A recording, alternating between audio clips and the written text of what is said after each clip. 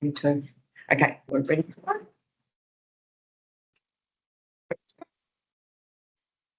Good afternoon, everybody. Welcome to the North Sydney Local Planning Panel. My name's Alison McCabe and I'm the chair of the panel today. Before we start proceedings, I'd just like to acknowledge on behalf of all present and those watching via Teams, I'd like to acknowledge the traditional owners of these lands in which we meet and to pay our respect to ancestors and spirits past and present. The panel today, as I said, comprises myself, Alison McCabe is chair. On screen to my far right, you should see Jeremy Swan and Lisa Truman and Meredith Trevelyan-Jones. So Meredith is a community representative on the panel and Jeremy and Lisa are the two council appointed members. Just to let you know, we're running this meeting on Teams. The panel is together in the supper room at council. Given that we're on the Teams device, I just ask that everybody please keep their devices on mute and not to unmute themselves unless they are invited to speak. This is a public meeting, so everything is being recorded and that recording will be uploaded to council's website generally within 2 or 3 days of the meeting, if not before. This meeting today is being held to deal with 3 development applications. Those applications are for alterations and additions to Unit 5 at 156 Military Road in Neutral Bay as item 1.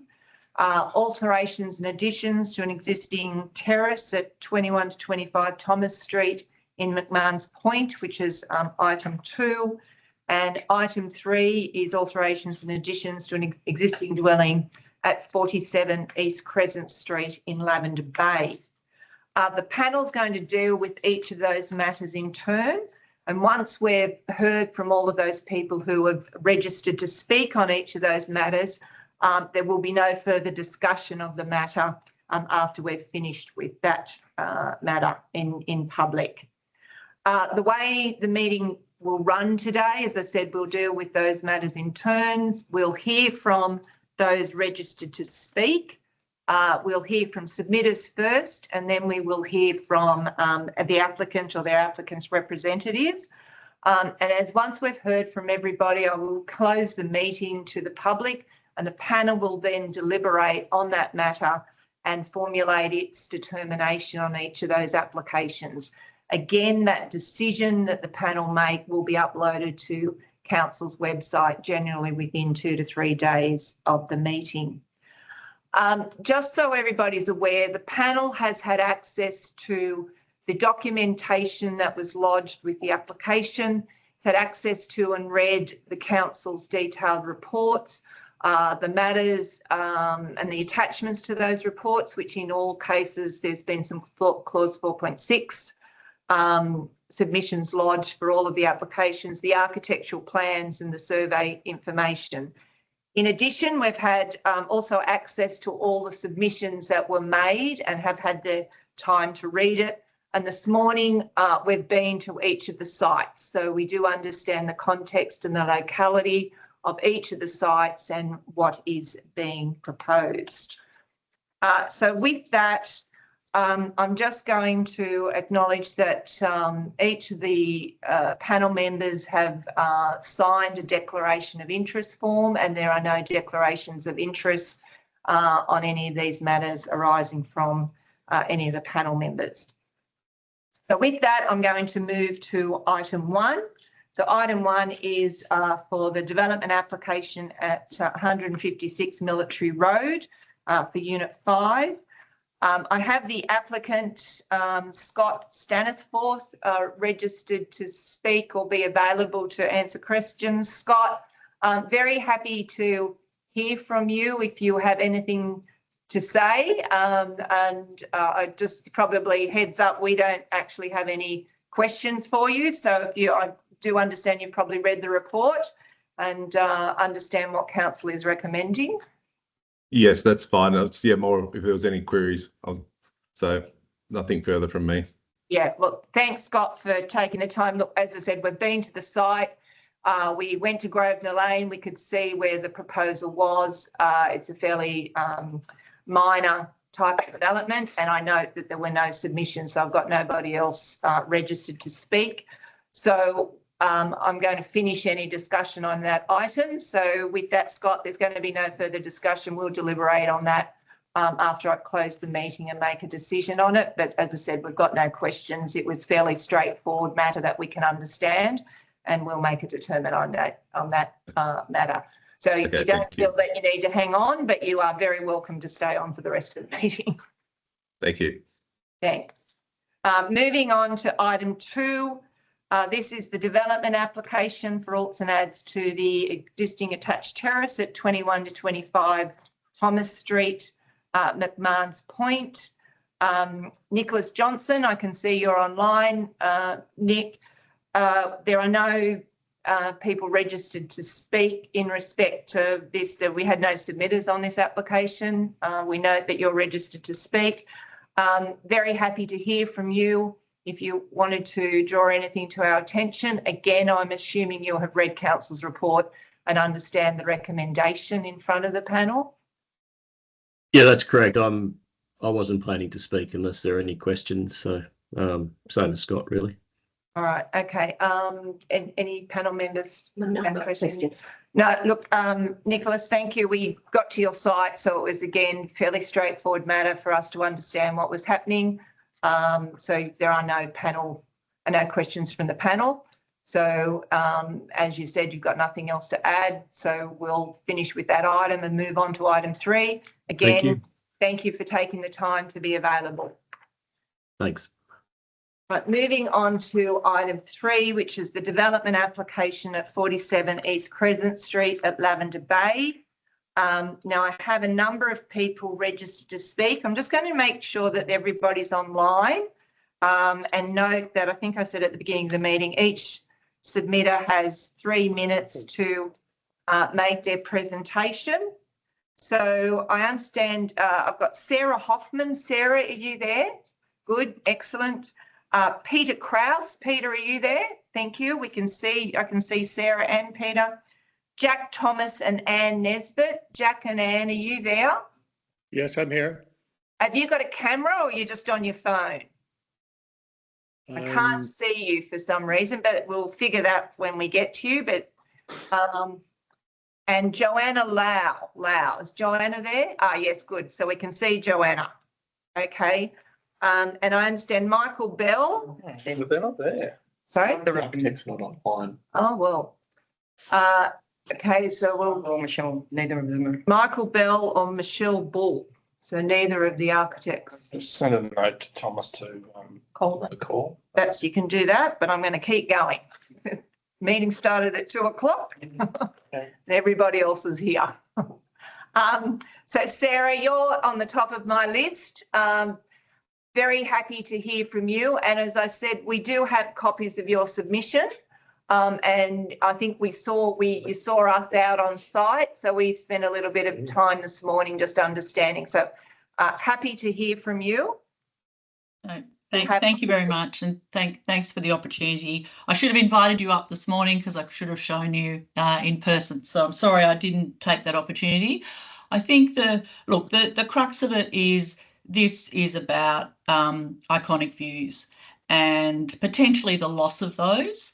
And look, we have a strong community in Wairera Street. We all get on very well and we're willing to share and work as a community. So absolutely, willing to do more work on this proposal if the panel and council sees fit. So the council photographs and also the photographs in Michael Bell's report do not adequately show the view that we have, and it is of the iconic structure, which is the Opera House.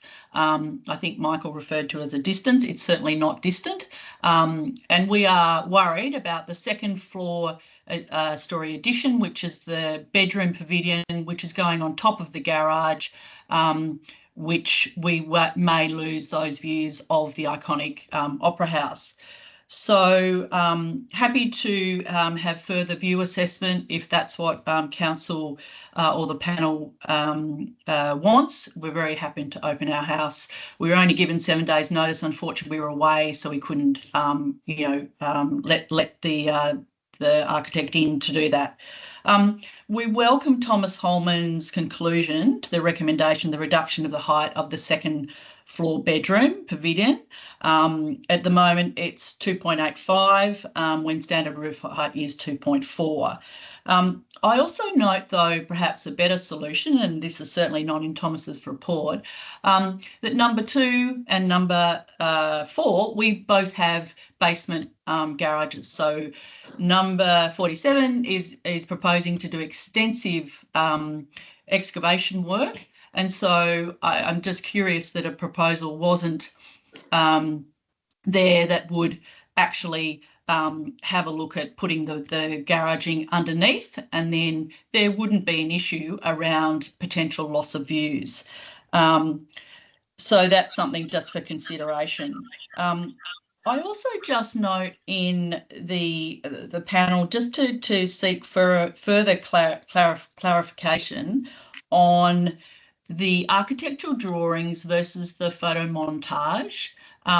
We've had a good look at what those are, and it seems that the photo montage actually is lower than the architectural plans, and you can see this particularly with the connection on the roof line. So that was just something that I'd really appreciate, just to make sure that that photo montage is truly a representation of the architectural drawings. And thank you very much for consideration. That's all I want to say. All right. Well, thanks, Sarah. That's very concise and on point. So that's been very helpful. And so we've got your submission as well, which was quite detailed. Panel members, any questions of Sarah? All right. Thanks, Sarah. As I said, it's very clear on, and we do understand your concerns. I'm moving on to Peter Kraus. Peter? Yes, hello. Hi, Peter. Hi, thanks for having me on. My property, I own the property with my sister. It's the family home. It's situated directly behind 47 East Crescent Street. It's a direct neighbour. And you have my submission there. And I'd just like to reiterate that we're very concerned with privacy. The proposal is for a garden balcony on top of the garage, and that's going to be very close to one of our bedroom windows. It's going to look almost directly in. The other proposal is a loft addition on the main roof with a very large window, and that's going to look directly into one of our bedrooms, 2 bathrooms, a study, our kitchen, and potentially into our living areas. So if we can find a way of limiting their views, their proposed views directly into our home, I'd be very, very grateful. And I'm not sure why such a large window is necessary. All you're going to get is a view of Optus Tower. So that's about all I have to add, really, to our submission, which we lodged with you. Yeah, so I understand, because we were looking at the location of particularly the balconies from the bedrooms, which appear to come quite close to the boundary. So yes, we've been having a very close look at those. And I understand you are concerned about the attic extension and the dormer coming from the attic. Is that as well? That's correct, yes. All right. Panel members, any questions of Peter? Yes. Peter, have you seen that there's a condition or that the dormer has been amended from the original submission? Have you seen that amendment? No, I haven't seen that amendment. Can you give me a quick rundown? No. It's narrower. It's been amended to a smaller dormer. A smaller dormer, and okay, but is that window still overlooking our bedroom and into our apartment?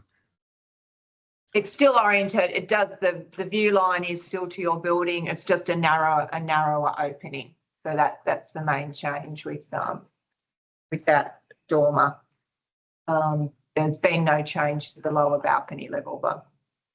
Right. Would there, maybe this question is, maybe you're not able to answer this, but is there a way of limiting the view down from that window by frosted windows or something like that, so that somebody standing in that loft room is not able to look down into our apartment? So Peter, it's Jeremy here, one of the panel members. If I was in your shoes, I probably wouldn't be as concerned about the actual the views from the dormer. I would be more concerned about the views from the balconies of those bedrooms, some of those bedrooms.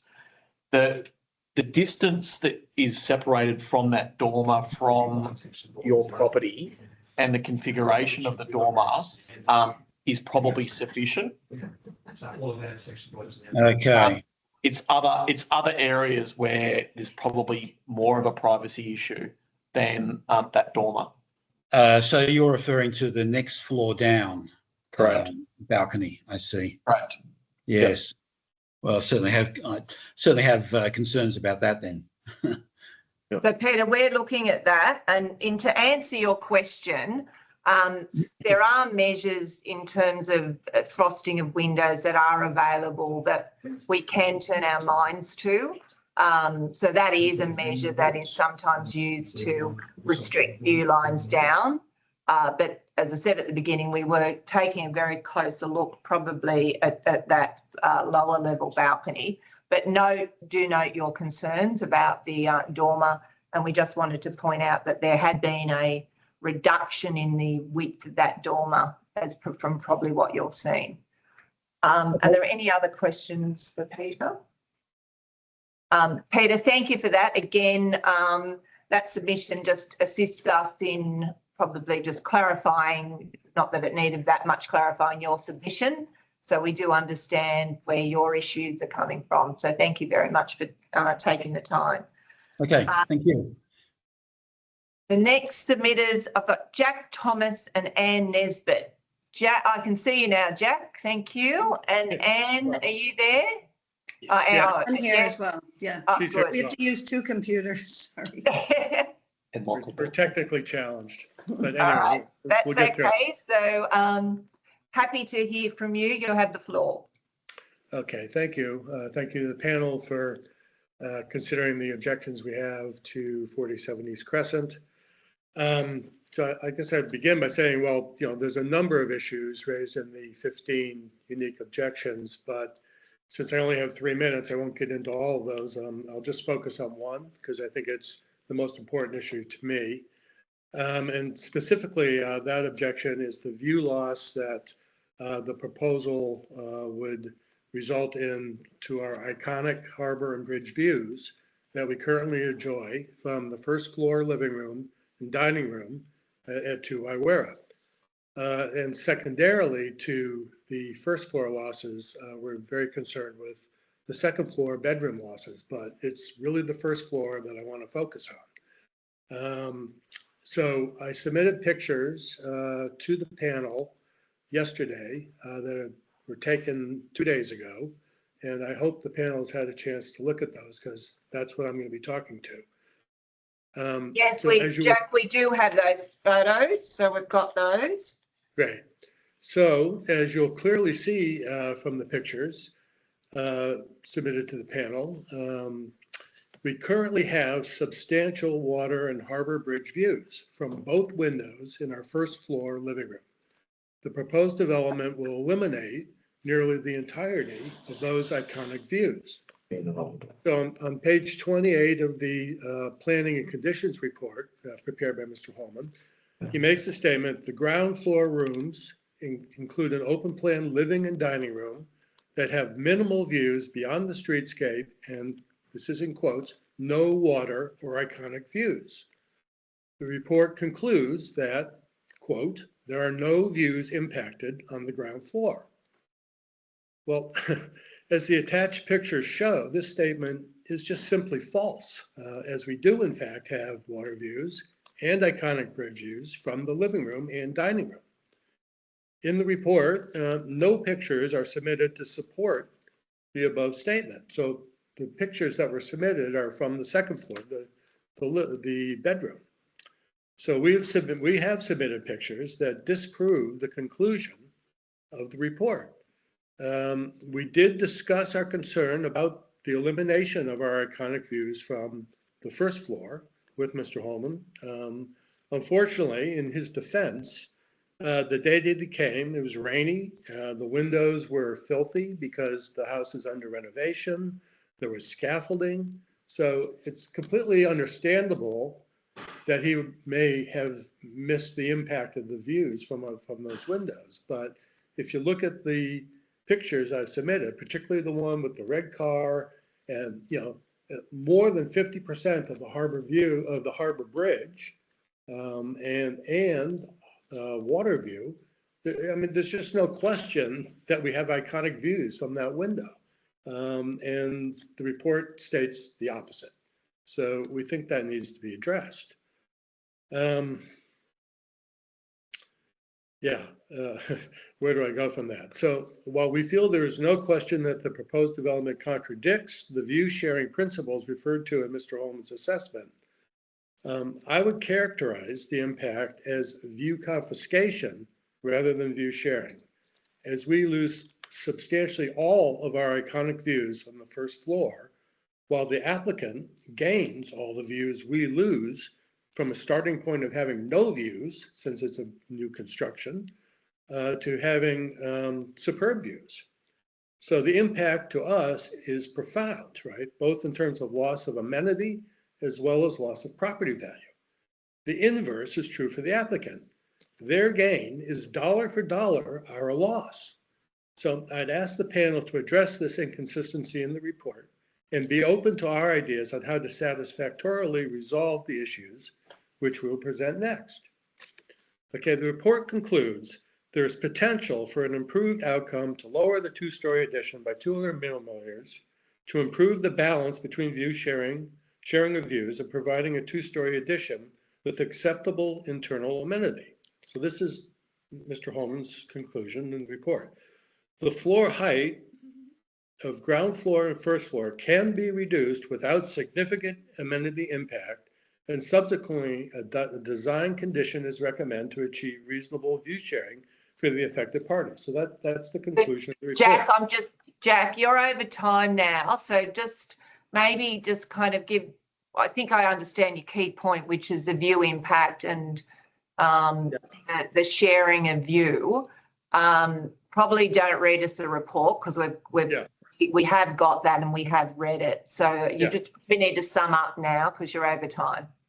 Okay, so can I get to the remedy? Because I think that's important. Yes, that would we be happy to hear from you. Yeah. Okay, so the remedy to the loss of iconic harbor views from the first floor and second floor is to lower the height of the proposed wing back to the height of the ridge line on the existing structure that's due to be demolished. To do so would entail a reduction of 740 millimeters from the proposed addition based on the figures submitted in the architectural plans. So we contend that the 200 millimeters recommended is insufficient due to the fact that the primary impact of the view loss is to our first floor view, not the second floor view, which the report contemplates. To protect the first floor view requires the 740 millimeter reduction to either the first or second floor of the wing.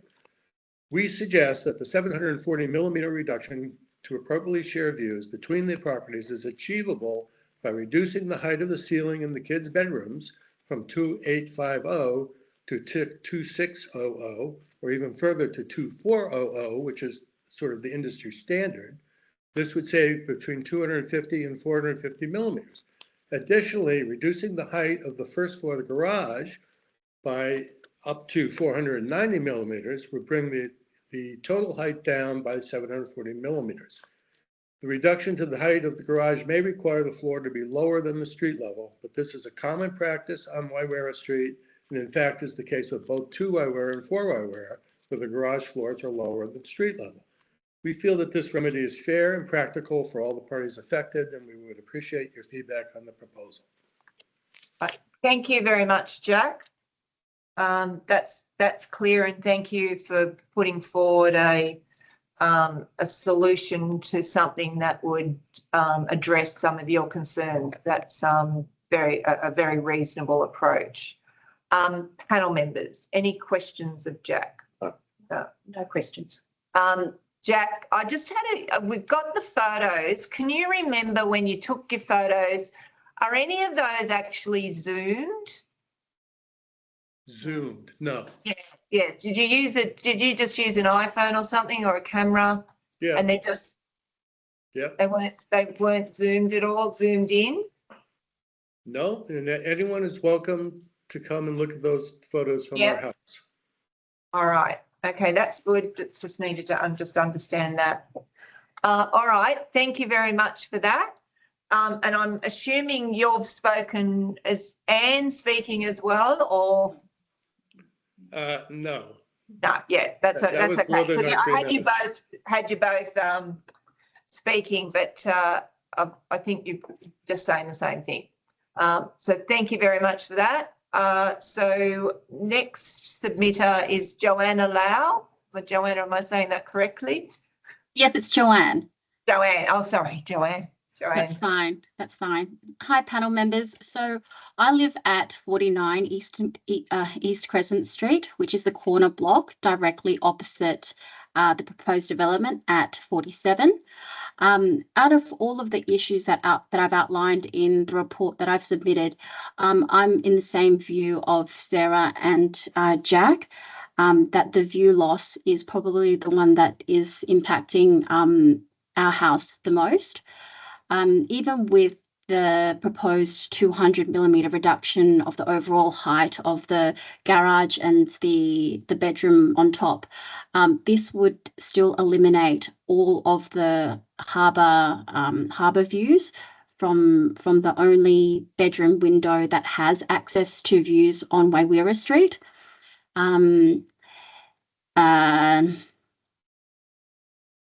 It would also narrow the bridge views from that window as well. So the ideal for me is to have that garage and that bedroom lowered, the ceiling to the floor to ceiling height reduced. And so I think by having that reduced, that would still maintain the integrity of the development. 47 can still have access to views, and so can 49, 2 and 4 Wairara Street. Thanks, Joanna. That's very clear. Panel members, any questions? No questions. Thank you. Just from all the submitters, thank you for taking the time. And there were some very comprehensive written submissions as well from all of you. So thank you for taking that time, and it's made us able to understand those issues quite clearly. So that's all the people registered as submitters. So I'm now just checking, is Michael Bell online? I actually can see Michael, yes. And is Michelle Bull online as well? So you're both there. Excellent. So Michael and Michelle, happy to hear from you in terms of any presentation that you want to make. You might, I'm not sure when you got online, but and I'm sure you've had access to the submissions or the summary of submissions at the very least in Council's report. Maybe should touch on some of the issues that were raised that you've just heard as well. But at this stage, very happy to hear from you. We do have some questions. So once we've heard from you, we will also ask you some questions.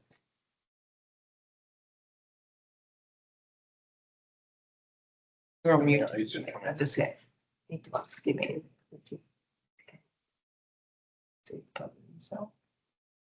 You're on mute.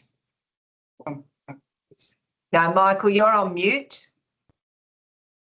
Can you hear me now? Yep, that's very good. Okay.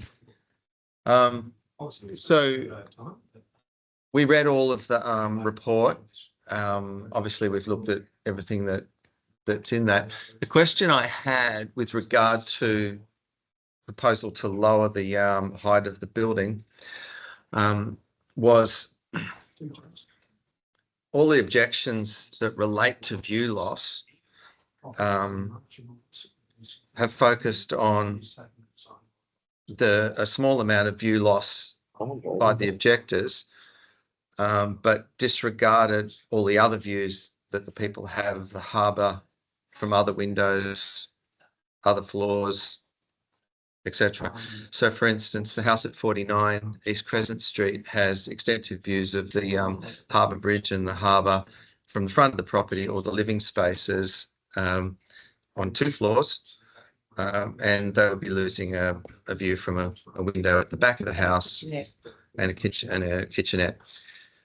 So that's one example. Another example is, I think, number 2. To Wairera. To Wairera.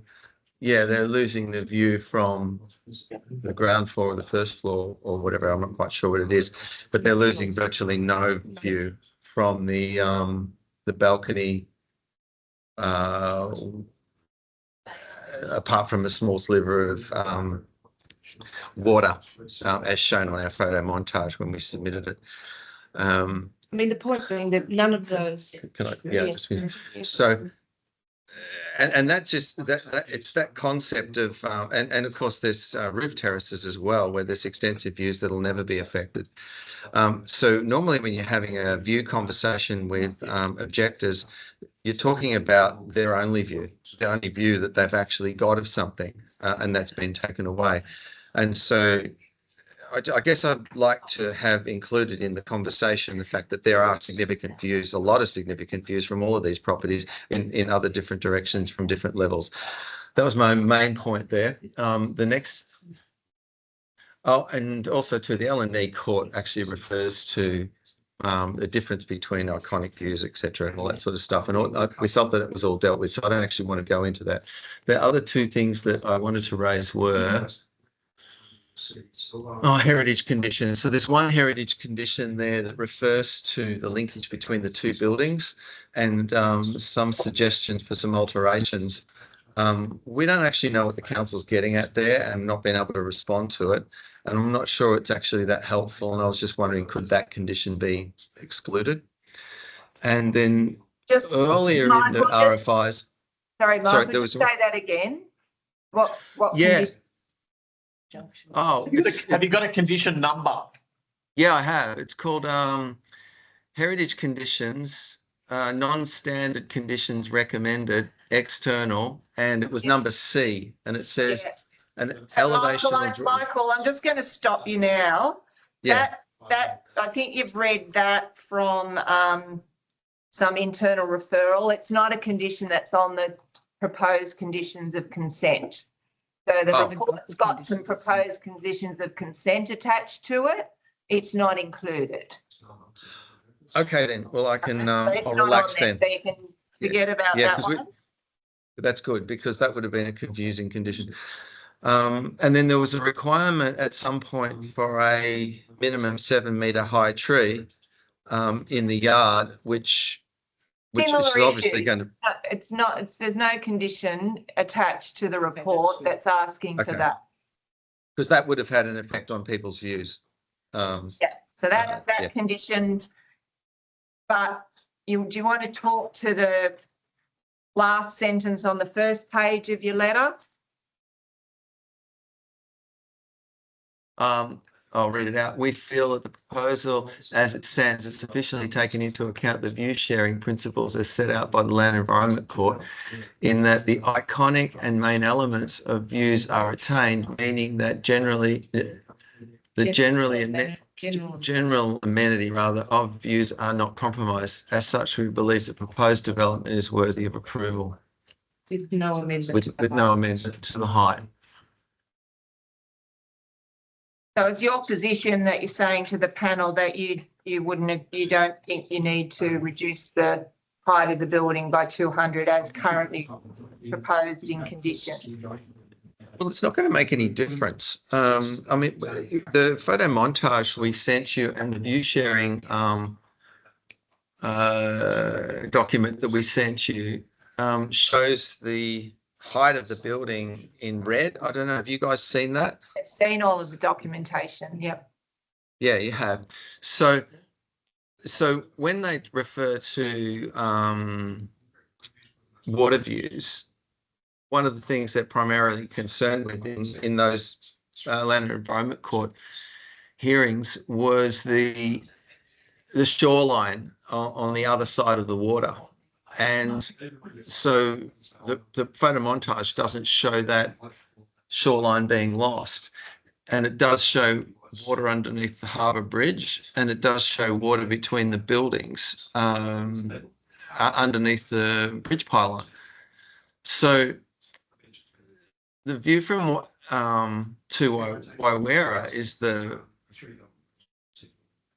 I guess the view that is the only view that would be affected by lowering the building by 200 millimeters, and it doesn't make significant difference either way. And as I said, the views from the the view from the terraces at the upper level are completely unaffected, and yeah, and so I just look at it on balance, and when we actually saw that, I thought, oh well, I was, when we first looked at it, I thought this was going to be a concern, something that was going to be a major issue, but it's not. I'm just looking at it now. Maybe if I could, do you want me to share what I'm talking about? No, it's fine. Michael, I don't think there's no need to share because we actually have access to it all. I think I might, unless there's, I think your position is that the building as you've designed, you don't agree with the reduction in condition. I think I'm just going to open up to some questions from the panel. Sure. And one of the areas that we're going to be exploring is the fourth part of that tenacity view assessment, which kind of does the view assessment, but then it talks about potential for more skillful design with a view to, adopting a view sharing approach. So there's some of the questions. And can I just ask, is there we're getting a bit of feedback. Is there someone else in your room that's talking? Yeah. And if they can they go somewhere else? Yep. If it's in your office, yeah. It's being, whatever that conversation is, it's now on the public record. Not that, so it's just a mumble. So I'm just going to open up to some questions, which will be, a lot of them are going to be around the decisions you've made in terms of ceiling heights and materiality and built form. So I might open up with Jeremy. Do you want to? Yeah, I'm happy to take the lead to start with. Michael, do you have drawing number DA 33B, which is the garage courtyard section 2? I'll get it. Can you bring that up yourselves? Hang on a second.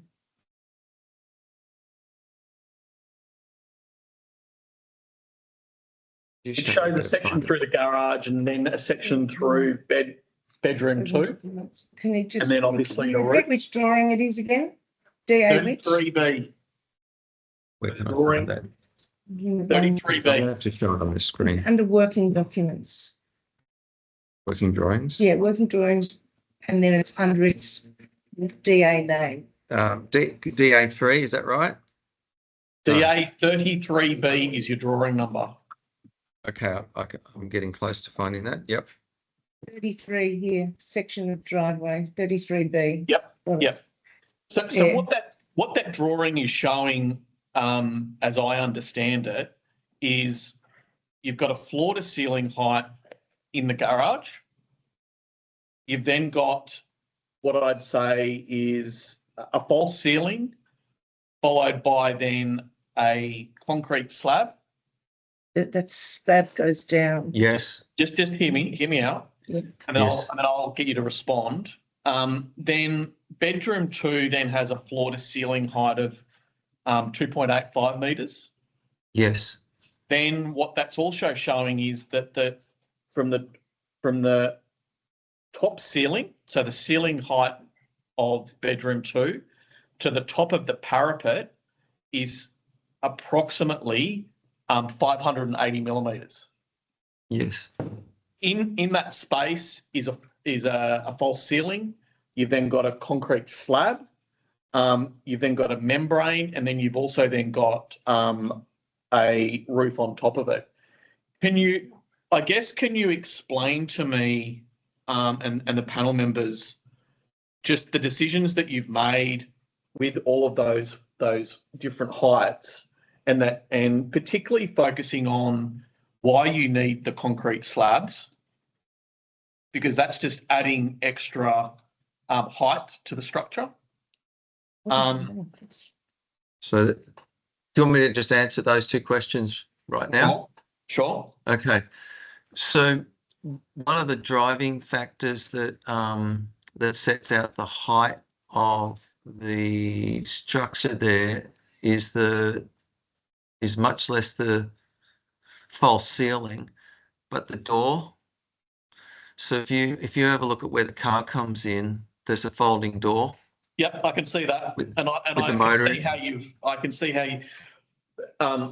I'd rather you more focus then on above that.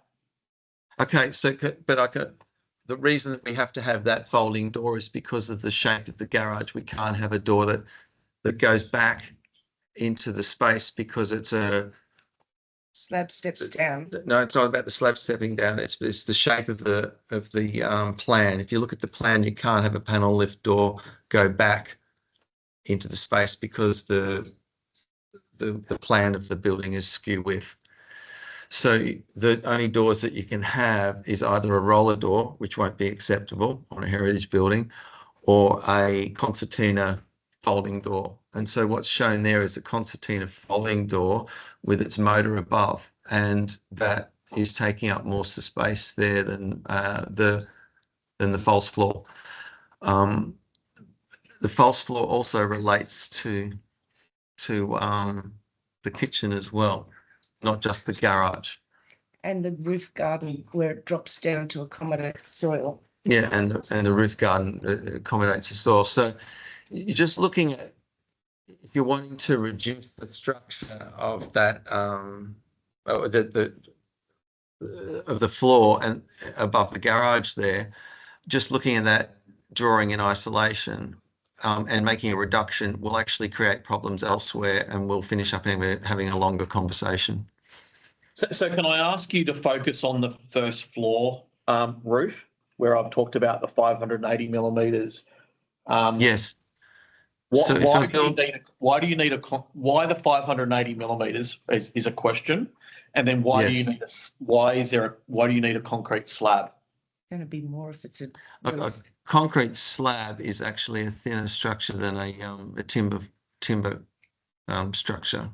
on a timber structure, we'd have to have a pitch on the metal roof or something like that. So in the end, the depth of the structure would be greater rather than less. But you've got than a concrete 580. slab. Yep, but you've got 580 millimetres between Yes. the underside of the ceiling and the top of the parapet and the top of the roof. Can you see that on the right-hand side, it steps down to a gutter. So the ceiling is hard up against the lowest part of concrete.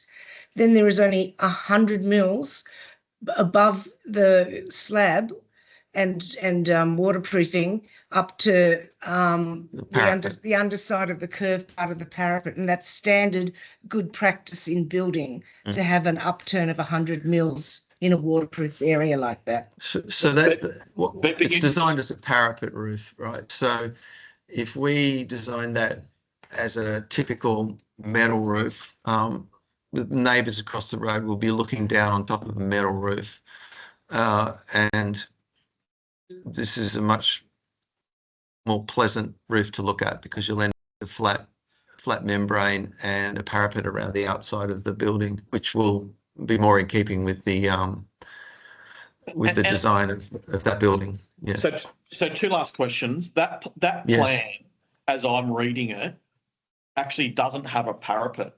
And the reason is the roof structure that sits above the slab, so that's shown in blue on your drawings, actually sits flush with the parapet. Is that how I interpret that plan?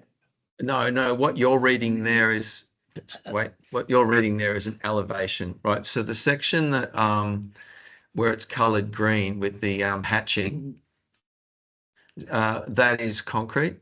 Yep. And then there's a hard line on top of that. That's the membrane. Anything you see above that is the elevation of the internal face of the parapet, which is about 100 millimeters. Okay. Yep. Yeah. So I know so- what you're saying. You think that looks like a metal roof in section, but it's not. It's actually the metal flashing over the top of the brickwork, which is lead. So it's a rolled lead flashing in order to imitate the rounded shape of the existing perimeter garden wall.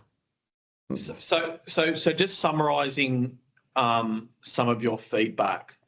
The reason why you're proposing a concrete slab on the first floor roof is primarily because you don't, correct me if I'm wrong, but you think that's a better outcome for the neighbours because they will see that a membraned roof rather than a metal roof. Absolutely. And the other thing that they'll also see is a round painted parapet top that will match the garden wall that's already there. So if you look at the garden wall to the north of the property, and then the garden wall that is on Wairera Street, that's what we want the parapet roof to look like. Okay, that's probably. Look, I'll now turn to the floor plan, and in particular the floor plan of the first floor, which is focusing on bedroom 1 and bedroom 2. Okay. I'll get it up. So that's DA 21. 21B, correct? Got it. And the first question I've got is about just the dimensions of those rooms. I've measured, unfortunately, there's no measurements on your plans to show what the size of those rooms are, but can you just clarify? My calculations are that bedroom 1, and this is clear of the robes, is 3.8 metres by 4.4 metres.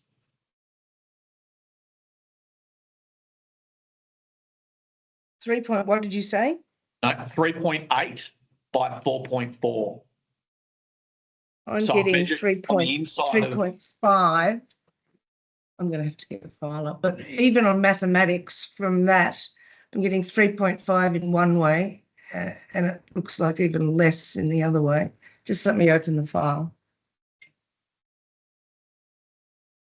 Can you see that? It's 4,270 minus 270 and 270 minus, yeah. Let me just.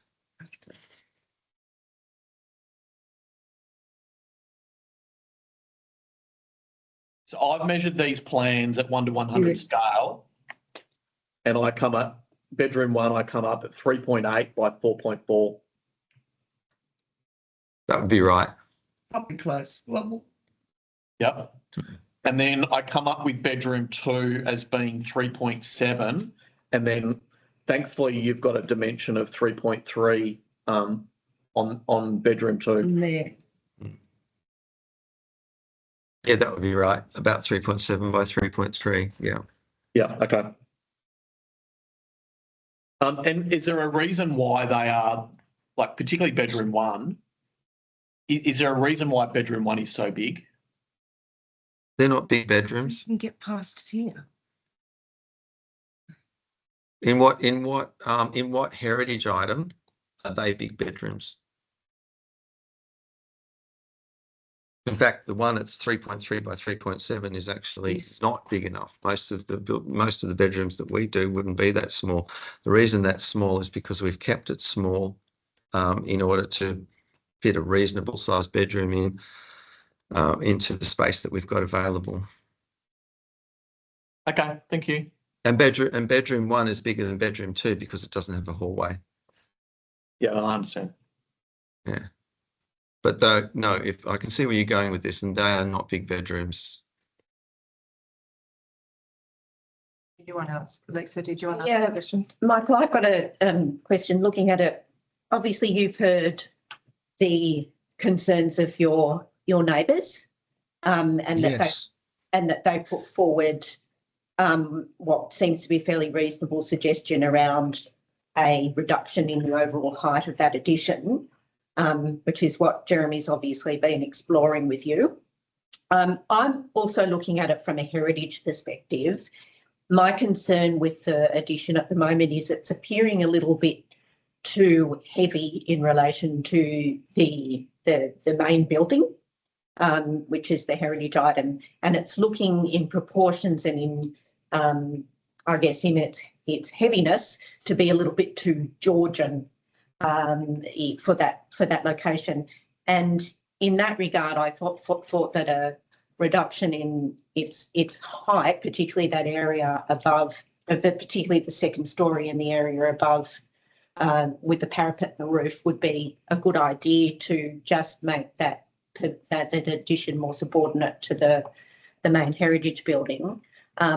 So I just wonder, we're just talking about the concrete, the need for the concrete slab, and perhaps having it as a skillion roof, metal deck skillion roof, instead of a slab, so that we could bring it down slightly. You're saying that that it will be more structure. So I'd like to walk through that. We don't need that box gutter if the skillion roof went to one side or the other.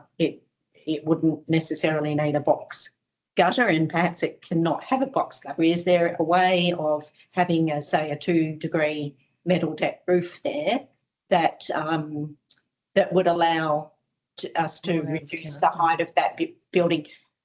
Noting that I think that the neighbours, would prefer to have it lowered than to look at a concrete roof over a metal deck roof. Okay. There was a lot to process there.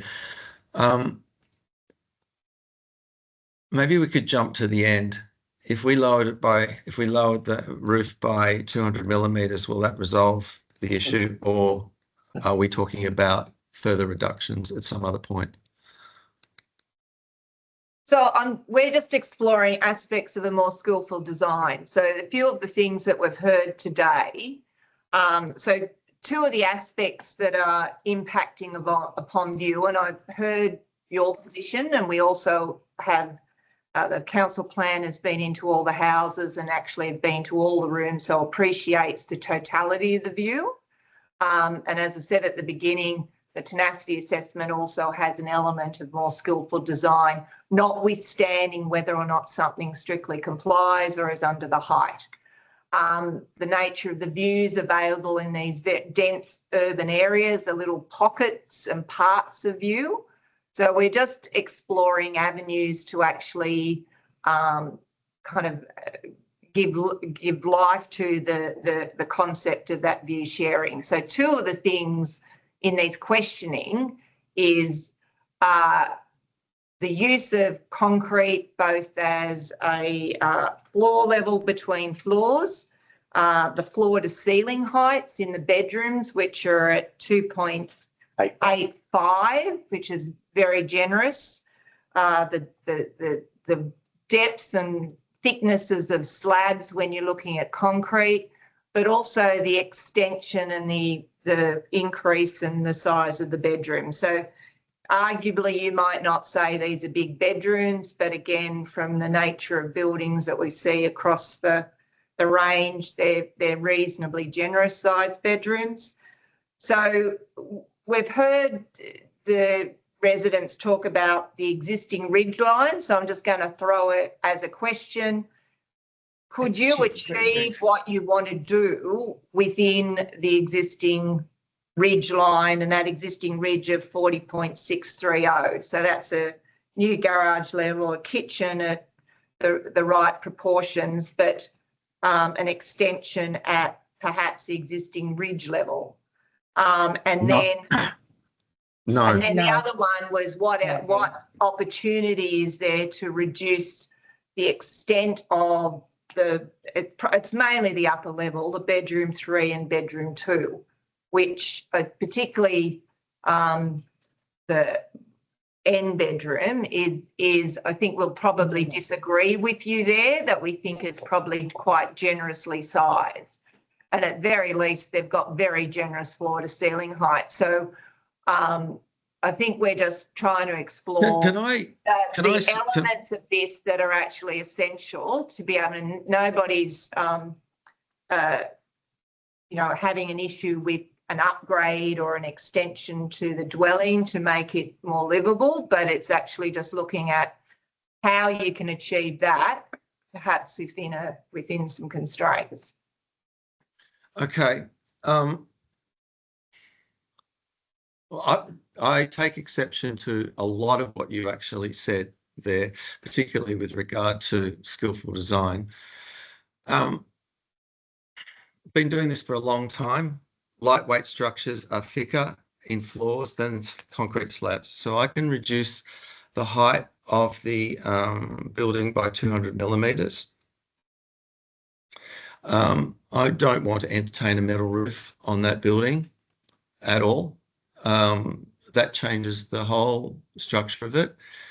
When somebody is looking at a roof from above, Michael, that's because you would say the concrete roof, I just want to be clear, the concrete roof is a better outcome.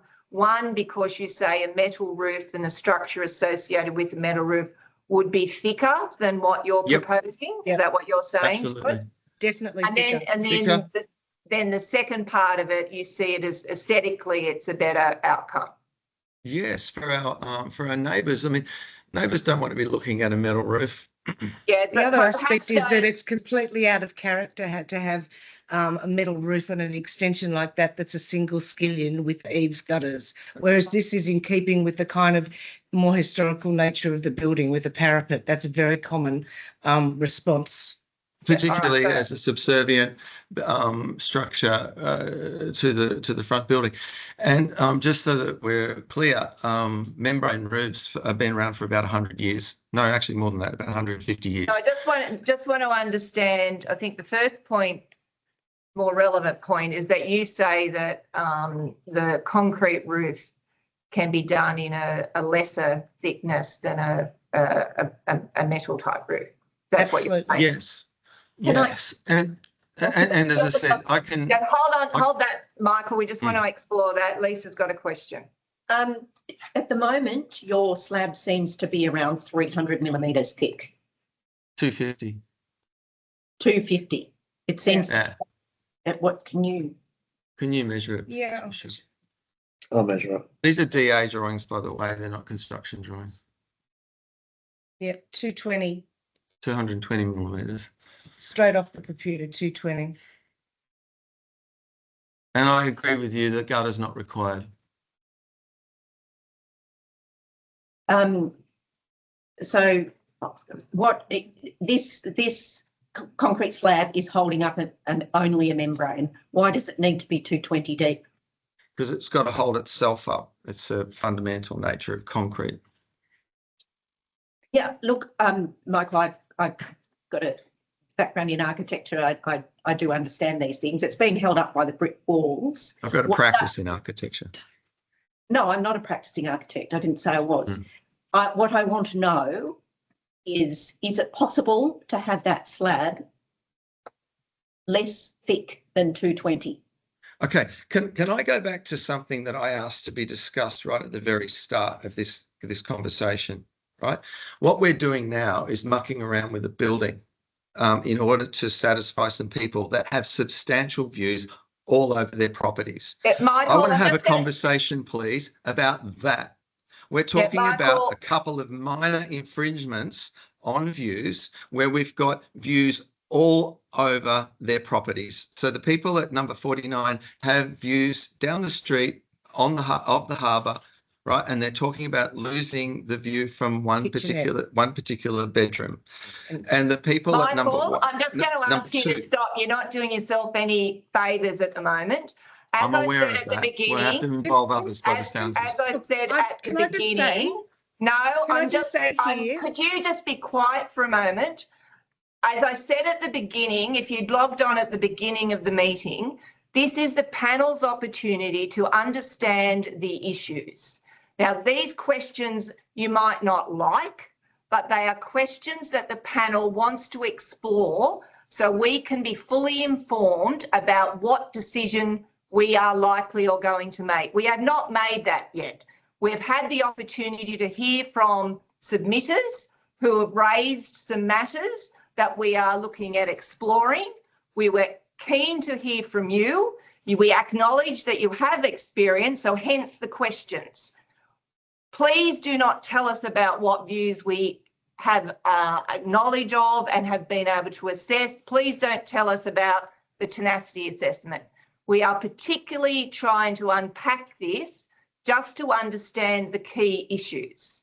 So that is the purpose of the question. So it would assist this panel if you would assist us in having a go at answering the questions instead of just going back to things that you've already said. So as No, please, no. So there were questions about the decisions made about ceiling heights, roof structures, thicknesses, and we were trying to unpack that. Yes, to explore whether there's what fat there is in the building, whether there was any way that there may be a reason to reduce the height. That doesn't say we've made that decision. We're exploring that to understand those decisions. That is why we have been asking those questions. Thank you. Can I please say something though? A 2400 ceiling in those buildings at the back, in this building, is not sympathetic to the local heritage item. And a 3.3 by 3.7 building bedroom, which is what currently the smaller bedroom is not sympathetic to this particular building. The reason it's a local heritage item. A metal roof, a skillion roof in this instance, is not sympathetic to this building. So what you're asking me to do in front of objectors, in an open environment, is agree to changes to our design that will have no material effect on the views that we're talking about. I know because I've looked at them. And I don't want to have a situation where we're forced into another conversation down the track where we have to have it modified because it doesn't work. We've looked at this very, very carefully. What I'm saying to you is that we can accommodate a 200 millimetre reduction in height and maintain the balance of an appropriate response to a local heritage item that maintains its status. But if somebody says to us, we've got to lower the building by 400 millimetres, that's going to start to fly in the face of the listing it in the first place. And what I want to be able to do is be certain that all the other views that these people have are being taken into consideration. So we're not taking substantial part of the overall view of this of these other properties. We're actually taking a tiny part of them. And so I don't think it's appropriate in this particular forum to be giving the neighbours false hope that I'm going to accept a significant design change by having an open conversation about it. So yes, I'll discuss design changes, but I'll only do it outside of this forum, not here. Yeah, well, no one was asking you about design changes. People were actually asking Skillion roof you. was suggested. Can you just hold on? We're asking you decisions that you've made. We've made no decisions about design changes. We were actually exploring the decisions that you've made in relation to floor to ceiling heights, in relation to roof, in relation to thicknesses, in relation to levels, and we were trying to just understand that for ourselves mainly. So nobody has asked you to make changes. That's for us to understand and for us to determine. And Okay, as I so said in at the terms of beginning, structure, do you want to have a discussion about in terms of structure? So in terms of structure, both of us have 35 years or more of experience, and I would say that would be the minimum slab that an engineer would specify for a span like that on a roof like that. He may want something thicker, but that, in both our opinions, is a relatively conservative depth of slab for that span. that's an answer to that question. And Thank you for that. That's an answer to a question. Thank you. Can I ask a question? I've got another panel member that would like to ask another question. You mentioned just a few minutes ago a floor to ceiling height of 2,400. Nobody at the panel has raised that. Is that because that's the minimum height in the NCC for Class 1 building? No, it's because Mr. Thomas mentioned that was a height that he thought was appropriate earlier. And our planner has told us that councils have been suggesting that 2,400 is a height that has been deemed satisfactory in other applications. What I guess I'm saying is that in this application, it's definitely not. Okay, I understand your answer there. So it is the legal minimum in the NCC. You don't think it's appropriate in this case. You've referred to the design being sympathetic in a heritage sense, but you're not trying to produce a heritage item or some sort of pseudo heritage item. This is a modern addition to a heritage building, isn't it? It is modern, yes. Okay, and it's not Georgian. I didn't say that. Someone else did. I've heard enough for my satisfaction to understand the issues in terms of that first floor addition. I'd like to just turn to the issue of excavation. And I was wondering whether you'd have any objection if we talked about that the excavation should be subject to supervision by an engineer with heritage experience. Not at all. In fact, the engineer that provided the report that was attached to the application showed you attached a whole bunch of photographs of a building, which more than likely a heritage item in North Sydney Council within 100 metres from the site, that is either under construction or is completed recently. And so you have no he's quite objection capable. to a change to a modification to the conditions to require that?